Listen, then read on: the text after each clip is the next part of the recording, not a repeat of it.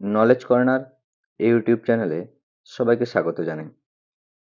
আজ আমি আলোচনা করব দ্বাদশ শ্রেণীর উচ্চ মাধ্যমিক পরীক্ষার জন্য গুরুত্বপূর্ণ কিছু ব্যাকরণ নিয়ে, যা তোমাদের শেষ মুহূর্তের প্রস্তুতির জন্য খুবই গুরুত্বপূর্ণ। শেষ মুহূর্তের প্রস্তুতিতে তোমরা এই ব্যাকরণগুলো ভালোভাবে অভ্যাস করে গেলে এখান থেকেই এবারের উচ্চ মাধ্যমিক পরীক্ষায় তোমরা অবশ্যই কমন পেয়ে যাবে। আমি ব্যাকরণ অংশের আলোচনায় কারক বিভক্তি ও পরিনিষ্ঠিত রূপ এর আগে তোমাদের আমি আলোচনা করে দিয়েছি।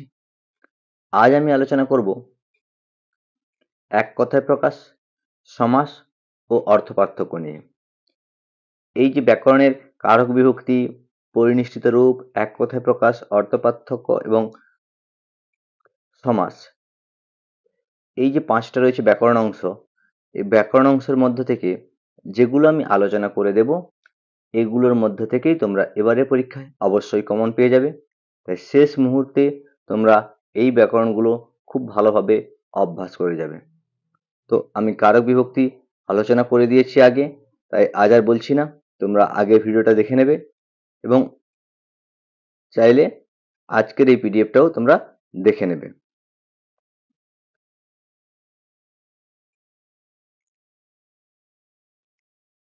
এরপর এসেছে পরিনিষ্ঠিত রূপ বা প্রত্যয়।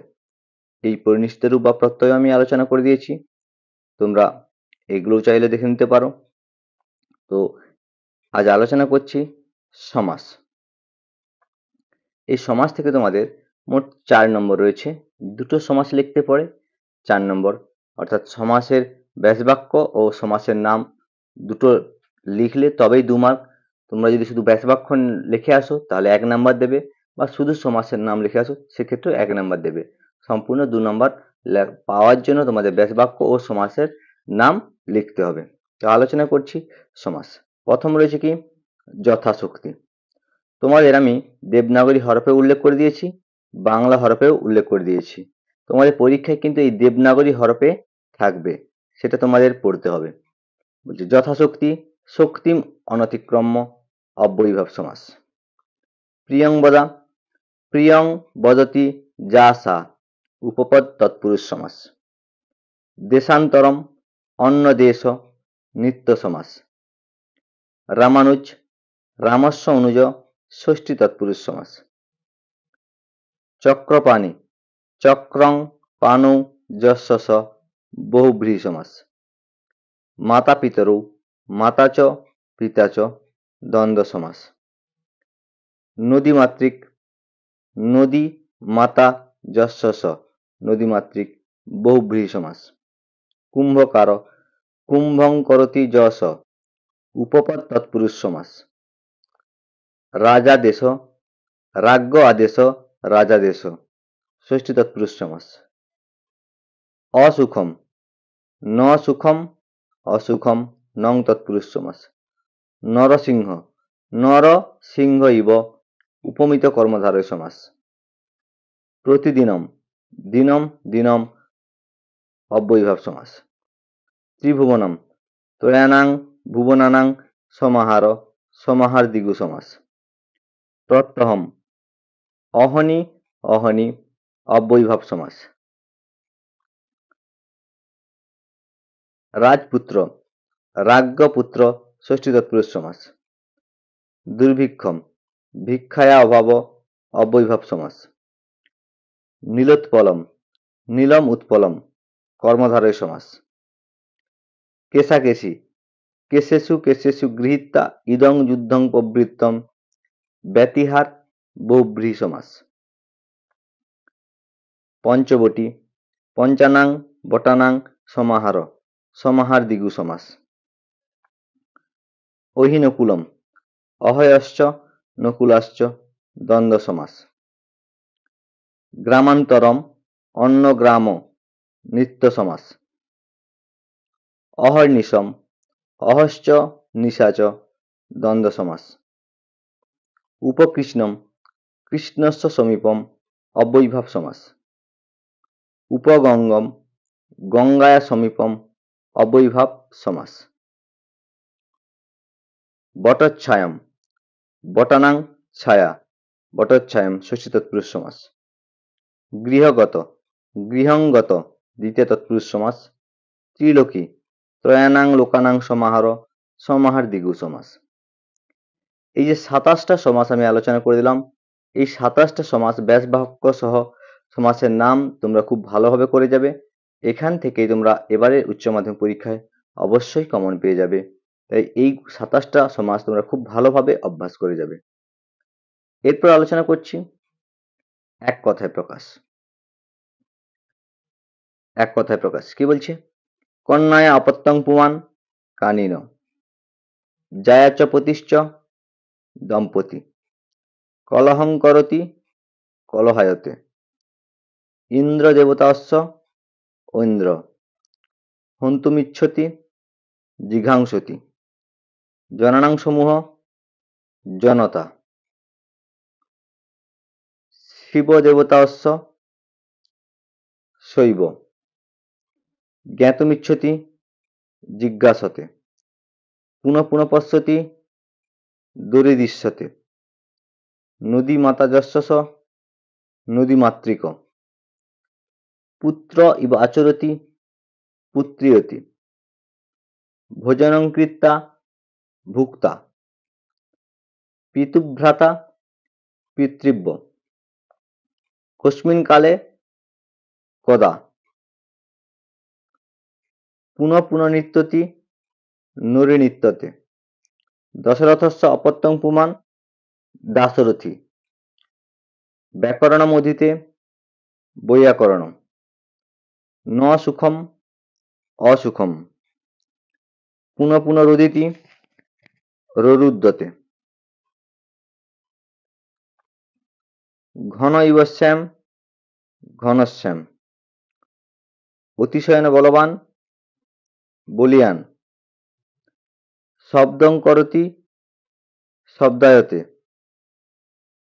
যবনানাং লিপি যবনানি, গজানাং সমূহ গজতা, সীতা জয়া যস্য সীতাজানি, মহৎ অরণ্যম অরণ্যানি, ধনমস্যস্তি ধনবান,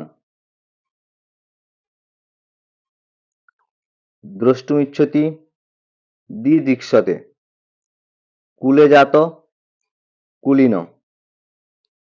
কর্তুমিচ্ছতি চিকিৎসতি, বক্রং গচ্ছতি বা পুনঃ পুনঃ গচ্ছতি জঙ্গম মতে, গন্তুমিচ্ছতি জিগমিষতি, বিনা পানৌ যস্যাসা বিনা পানি, পূর্বস্মিন অহনি পূর্বেদ্দু, দ্বিতীয় অপত্যং পুমান দৈত্য। এই যে 35টা এক কথায় প্রকাশ আলোচনা করে দিলাম, এই 35টা এক কথায় প্রকাশ তোমরা খুব ভালোভাবে প্র্যাকটিস করে যাবে। তোমরা লিখে লিখে অভ্যাস করবে যাতে বানান ভুল না হয়, কারণ ব্যাকরণ অংশে হসন্ত বিসর্গ এইগুলো না দিলে তোমাদের নাম্বার হয়তো কেটে নিতে পারে।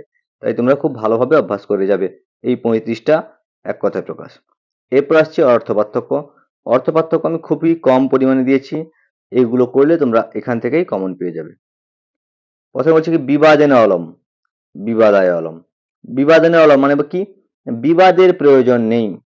তোমরা বাক্যটাও লিখে আসবে তব বিবাদেন অলম। আর বিবাদায় অলম মানে বিবাদে সমর্থ, মানে বিবাদে তার প্রয়োজন আছে এরকম। বিবাদায় অলম, সে বিবাদে সমর্থ। কবরা, কবরা মানে বিচিত্রা।